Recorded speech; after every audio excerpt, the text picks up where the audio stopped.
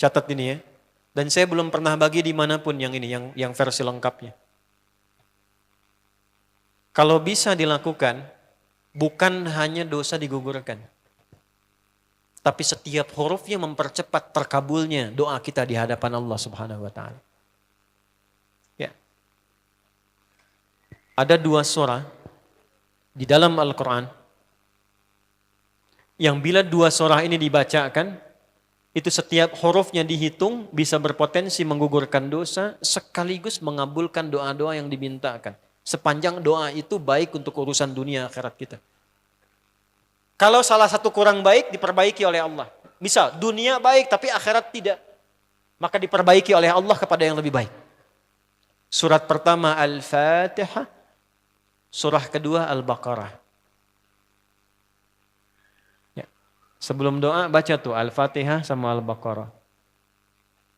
Tapi Al-Baqarahnya tidak dari ayat yang pertama. Kepanjangan. Cukupkan di ayat 285 sampai ayat 286, 2 ayat terakhir. Hadisnya sahih. Kalau mau dikuatkan biasanya banyak ulama memasukkan ayat 284. Ada yang sudah masuk ke dalam Ka'bah di sini? Ini informasi saja. Dan 3 ayat ini, Al-Baqarah 284, 285, 286, itu ayat yang dituliskan di dinding Ka'bah. Itu yang saat berhala dikeluarkan, gambar-gambar dihapus, itu ya, syair-syair diganti dengan ayat Quran sehingga jadi kain kiswah Ka'bah di luar. Itu ada sejarahnya. Yang di dalam pun dihiasi dengan hiasan ayat Al-Quran. Di antara yang dituliskan itu Al-Baqarah ayat 284, 285, 286. Intinya di 285 dan 286-nya. Tadi rakaat pertama yang saya bacakan dalam salat Isya. Hadisnya sahih. Itu spesial malaikat Jibril turun kepada Nabi Muhammad SAW mengabarkan kabar gembira siapa yang membiasakan membaca Al-Fatihah. Ya, kemudian 2 ayat terakhir di Al-Baqarah dari amanar rasulu sampai fansurna 'alal qaumil kafirin, tidaklah dia membacakan itu kecuali setiap hurufnya dijaminkan mengabulkan doa-doa yang dia mohonkan sepanjang benar doanya dan tidak diselimuti maksiat. Ini maaf ya. Ini saya minta maaf dulu nih. Kalaupun Anda benar doanya khusyuk sampai nangis, tapi ada selimut maksiat dalam permohonan doa itu pengabulannya mental lagi. Hadisnya sahih.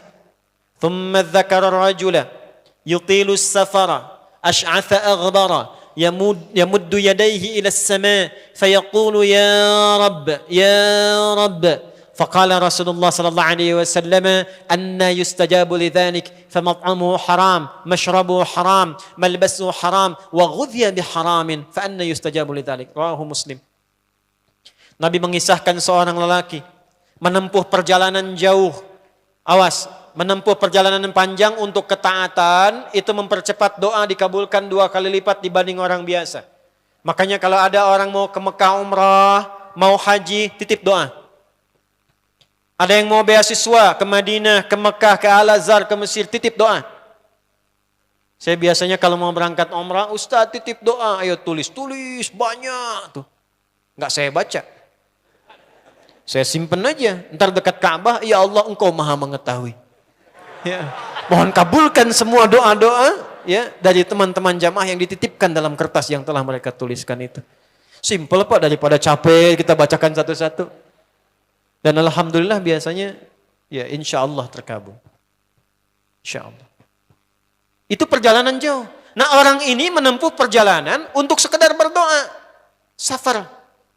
Ya, safar yang baik.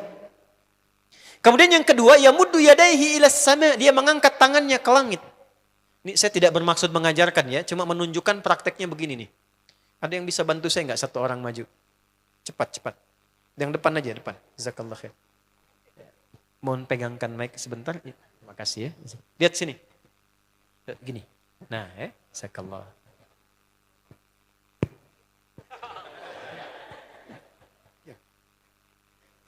Nah, gini ya. Ini tangan, lihat telapak 2 ya. Berdoa itu sesuai porsinya dan ikuti caranya Nabi.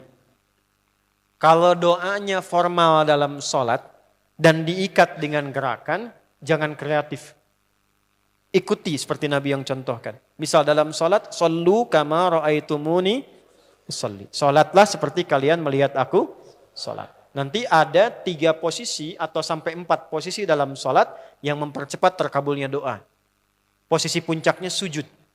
Hadisnya sahih, "Inna ma aqrabal 'abdi min rabbih wa huwa sajidun fa aktsirud doa." Keadaan terdekat antara hamba dengan Rabbnya adalah saat sujud, maka perbanyak doa saat sujud. Tangannya posisi sujud begini, menempel. Jadi nggak usah begini. Oke, begini. Nah, ini di luar sholat. Di luar sholat, kalau berdoa, tangan begini. Lihat baik-baik ya. Ini kitabnya agak banyak, bahasanya panjang, saya berikan yang simpelnya saja ya. Baik. Ini kan teman-teman telapak yang kanan, yang kiri ya. Padukan begini. Ya. Lalu setiap Anda kan pasti punya garis yang kanan dengan garis yang kiri. Ada kan? Itu membentuk keseimbangan. Oh, ini bukan ilmu otak-atik ya. Ini ada sanadnya nih. Pertemukan 2 garis itu sehingga seimbang tangan ini. Tuh. Ini masalah sederhana tapi poinnya penting sekali. Sudah? Cara yang pertama begini. Ini di luar salat dan bukan dalam posisi saat istisqa, saat minta hujan. Begini, sudah pertemukan, lalu letakkan sejajar dengan dada di sini. Ya. Jadi kalau dada itu, ini posisinya, ini nahar di sini. Ini ada rongga dari bagian atas dengan perut, ada rongga kosong. Nah ini yang disebut dengan sodrun di sini. Ya, kalau kita meletakkan telapak tangan saat sholat begini, letaknya di sini. Yang ini perut, yang ini nahar. Doa itu di sini. Jelas? Semakin kita memohon dengan lebih sangat, naikkan sedikit begini. Sudah? Kalau istisqa, minta hujan, agak lebih tinggi ke atas. Nah ini cara mengangkat yang standar di sini. Untuk memohon. Jelas? Oke. Jazakallah khair. Nah ini, orang ini, dia mengangkat tangannya. Jadi, melakukan perjalanan jauh, mengangkat tangannya, ya muddu yadaihi ilas sama. Orang yang berdoa dengan mengangkat tangan, itu dijawab doanya oleh Allah lewat keterangan Nabi SAW, itu bisa al-kamakala 2 kali lebih cepat dibandingkan dengan orang yang tidak mengangkat tangan saat berdoa. Jadi Anda cuma sekedar doa dengan mengangkat begini, itu lebih cepat potensi dijawabnya dengan mengangkat doa. Ada seorang bertanya pada Nabi SAW, hadis sahih, "Ya Rasulullah, bagaimana pendapatmu dengan seseorang yang meminta kepada Allah dengan mengangkat tangan al-kamakala?" Lalu Nabi mengonfirmasi, bertanya balik, bagaimana kalau ada seseorang memohon kepada Anda dengan mengangkat tangannya? "Pak, tolong Pak, tolong Pak, tolong." Gitu kan? Di depan rumah Anda, 1 jam begitu, "Pak, tolong Pak." Kira-kira Anda beri atau tidak? Beri. Minimal kalau Anda nggak punya kemampuan, Anda referensikan atau beri sesuai kemampuan Anda kan? Angkat tangannya. Dia jawab, "Saya malu kalau nggak ngasih." Apa kata Nabi? "Innallaha hayyun karimun." Allah itu lebih punya sifat peka untuk merasakan malu pada hambanya kalau dia tidak memberi ketika hambanya mengangkat kedua tangannya. Nah nanti ada beda-beda posisi saat khatib Jumat misalnya 1 begini untuk khatib. Makmum mengangkat 2 tangan. Yang ketiga dia mengatakan, "Ya Rabb, Ya Rabb." Asma'ul Husna. Doa yang dibuka dengan Al-Asma'ul Husna itu dijawab 2 kali lebih cepat dibandingkan dengan doa yang langsung dimohonkan kepada Allah. Itu perintah. Tahu Nabi Zakaria? Nabi Zakaria apa ujiannya? Diuji oleh Allah, hidup demikian lama sampai rambut memutih, fisiknya letih, istrinya divonis secara medis, maaf, monofos dan mandul. Kata medis gak mungkin punya keturunan. Maka beliau berdoa kepada Allah dan dalam doanya dimulai dengan Al-Asma'ul Husna. Sebelum sampai ke doa itu di Ali Imran ayat 38 sampai 39, buka dulu Quran surah 17 Al-Isra ayat 110. Ini perintah langsung dari Allah. Qulidullah awid'ur rahman ayyamma tad'u falahul asma'ul husna. Quran surah ke-7 ayat 180. Walillahil asma'ul husna fad'uhu biha. Fad'u biha. Qulid Allah, kalau engkau punya masalah hambaku. Dan tidak ada di dunia ini yang tidak punya masalah. Quran surah kedua ayat 155. وَلَنَبْلُوَنَّكُمْ بِشَيْءٍ. Setiap yang hidup itu, aku pasti akan uji dengan masalah. Itu kata Allah. Jangan disimpan sampai di situ, teruskan. Bukan untuk membebani hambaku dengan masalah, tapi untuk menaikkan kualitas hidupnya sehingga menjadi lebih baik. Jadi ketika Allah titipkan masalah itu, bukan ingin membuat kita bermasalah. Tapi dengan masalah itu kita diuji supaya kualitas hidup kita menjadi lebih baik.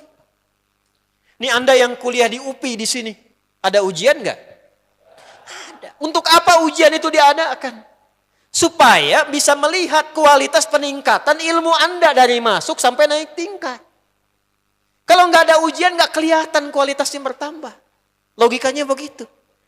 Dan tidak mungkin Allah menguji seorang hamba di luar batas kemampuannya. La yukallifullahu nafsan illa. Jadi nggak ada orang yang hidup yang tidak punya masalah. Karena rumusnya mengatakan hidup berbanding lurus dengan masalah. Yang hidup pasti punya masalah. Yang tidak ingin punya masalah, tidak ingin hidup. Karena orang yang tidak hidup, yang hilang masalahnya, selesai hidupnya. Baik. Siapa yang tidak ingin punya masalah? Angkat tangan. Baik. Siapa yang ingin punya masalah? Alhamdulillah. Baik. Yang lain wallahu a'lam. Nah, kulit Allah kalau sedang diuji masalah, kan yang ngasih siapa? Yang nitipkan siapa? Yang punya solusinya siapa? Kalau Anda tahu yang punya solusinya Allah, kenapa curhatnya bukan kepada Allah? Kan sudah dicontohkan di Quran, kalau punya masalah curhatin ke Allah. Quran surah 12 ayat 86, sejak era Nabi Yakub. Masalah di rumah tangga, anak bermasalah curhatnya pada siapa? Allah. Innama ashku bathi wa huzni ilallah. Aku tuh kalau punya masalah, sesedih apapun, curhatnya Allah.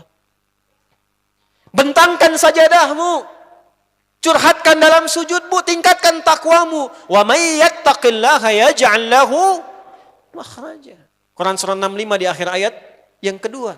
Bentangkan sajadahmu, curhatkan, habiskan dalam sujudmu, keluarkan tangismu. Sehingga bebannya jadi ringan. Walaupun solusi belum datang, hatinya sudah tenang. Yang diperintahkan panjangkan sajadahmu, bukan panjangkan statusmu. Kita sudah tahu ayatnya, paham ketentuannya, tapi kenapa prakteknya ditumpahkan di Instagram, di Facebook, bikin vlog di YouTube, hanya untuk curhat saja. Dan ironinya dalam hal yang demikian tahu yang menyelesaikan Allah. Sekarang tambah bonus, aminkan ya. Yang mengaminkan doa ini mudah-mudahan dihilangkan masalahnya. Puguma mana nanti bermasalah kene di dia. Itu gimana kumaha tuh ya teh? Paham? Curhatkan sama Allah. Nah, bagaimana mintanya? Sebut namanya ya Allah. Awidur Rahman. Kalau kita ingin minta lebih cepat, minta dengan kelembutan Ar-Rahman. Rahman itu bisa disebut namanya ya Rahman, bisa cari cara mintanya yang paling lembut, yang menyentuh. Allah senang dengan kalimat yang menyentuh. Misal ya.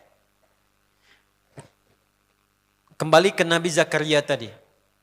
Quran surah 3 ayat 38. Hunalika da'a Zakaria rabbah. Qala rabbi habli min ladunka dzurriyyatan thayyibah. Innaka sami'ud du'a.